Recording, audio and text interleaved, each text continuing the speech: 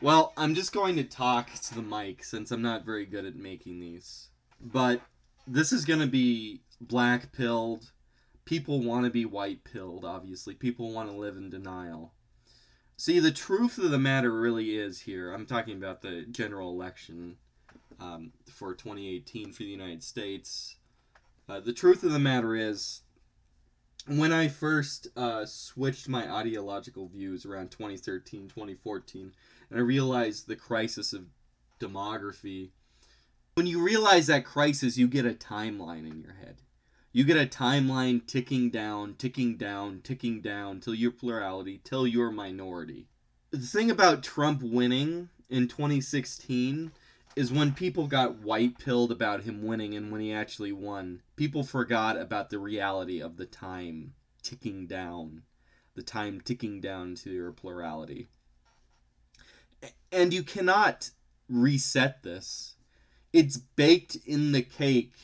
It's baked in the cake because of births right now.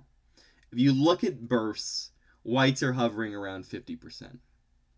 Okay, maybe you throw in Hispanics that are on our side. That's 55%. 55% of mostly white Hispanics, maybe 60% extreme, and whites. And it's still dumping. They're still pouring it in. Trump cannot stop legal mass immigration without legislative power. And that is an unpopular legislative move. Somebody like Ted Cruz, who's considered far right within the Senate, doesn't support limiting immigration. He only supports ending illegal immigration. Even if you could reverse it now, you're still baked in the cake right now. You got 50% of the votes, 55, 60 at extreme luckiness. So you have the tick-tocking down. That's the reality. So at a certain point, it becomes demographically impossible for the Republican Party to win because non-whites will block vote for gives me that. And they will block vote against white people harder and harder if the Republican Party becomes whiter and whiter. I know that whites vote more, but the problem is the Democrats have a huge advantage in terms of the bureaucracy, the judicial bureaucracy itself, which has hamstrung Trump absolutely in his executive power to the insanity of not being able to pass executive orders because he said something racist. People do act like NPCs. They're going to vote, the gray people are going to vote what the television tells them to a certain amount. I mean, there are people that will flip. There will be 100th monkey syndrome. The Republican Party is going to become more Buchananite. But you couldn't have won. You couldn't have demographically won after Bush got in. Once Bush and all that and Obama, and that's been gone. Think about that. Since Pat Buchanan last ran, that was 1996. I mean, that's going to be 24 years before Trump reaches re-election. Before you're beyond like demographic doom. You cannot restore the America of 1965. You can't restore the America of the 1980s. So it leaves you with two real options.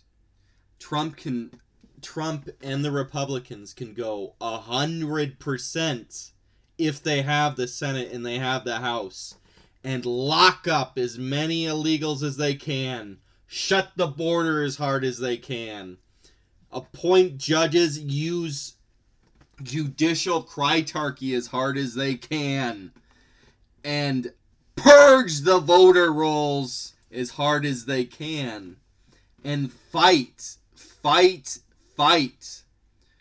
But if they do not do this, and it is quite likely that Trump will not be able to win in 2020, that is the last Republican president you will have. And the second option is you fight, you hold the Supreme Court, And the Senate after Trump can, if he gets elected in 2020, or if he doesn't, last Republican, and you hold that Senate and you hold that Supreme Court and you try to wait until you have another option. The United States' political situation is going to resemble more and more the political situation of Latin American countries. You will have two choices at that point: a military dictatorship or anarcho-tyranny, democracy, where you have no chance, where there is immense mass voter fraud, and you are stolen outright through taxes. There is no socialism, no help for working people, no help for middle-class people.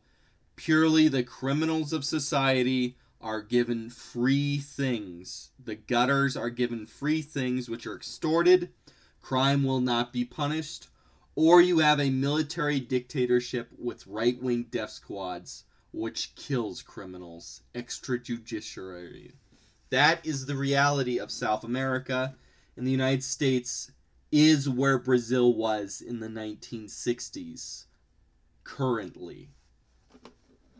Now, if you think I'm lying about Trump having a tough time in 2020, Ted Cruz actually lost in terms of he underperformed. Texas is going to turn blue. And once Texas turns blue, it's done. I don't know if this is from brown people voting. I've heard, in a stream that yesterday the most common search thing on Google is "where is my polling place" in Spanish. But the reality, it's baked in the cake. You cannot retake Texas unless if you shove a bunch of whites, which will block vote there. That's the reality. Texas is going to be lost. Florida may already be lost. They are dumping Puerto Ricans there, and they have now legalized and emancipated the voting of felons. That will flip the state blue. If you lose Florida and you lose Texas, a Republican will not be able to become president. He would have to flip the entire Midwest red. I don't even know if he could, even at that point, because of you're losing, was it the third and the fourth, maybe the second and the third most popular states in the Electoral College are doomed. So you would have 1, 2, 3, and 4 all hard blue. You cannot regain a president. If you do not have presidents in the American system, you cannot have members on the Supreme Court. If you cannot have members on the Supreme Court, you will lose, because the Supreme Court is infallible. As long as the military obeys the Supreme Court is infallible and can legislate anything. The Supreme Court can revoke amendments themselves. Once the Democrats have a supermajority on the Supreme Court, or not on the Supreme Court, in Congress, which will allow them to pass it without a filibuster, and they have a president, they can change how many people are on the Supreme Court and pack it. So if Trump put 30-year-olds onto the Supreme Court, and it was all 30-year-olds, if he eventually would lose demographically 20 years down the line, and it doesn't matter, because they could pack it as many as they want and as fast as they want at that point. And you will not have recourse because it will be a single-party state. Furthermore, I believe they want to remove the connection between senators and states, and regional single district plurality. That would probably hurt them, actually. But they want to have a pure popular vote, the removal of the electoral college. They want to have senators not connected to states, popularly elected single district plurality state. They want them to be popularly elected nationally and have the percentage of 100 divided into the Senate. This is what they will want, and they can amend whatever they want once they get... The states can block the amendments, true.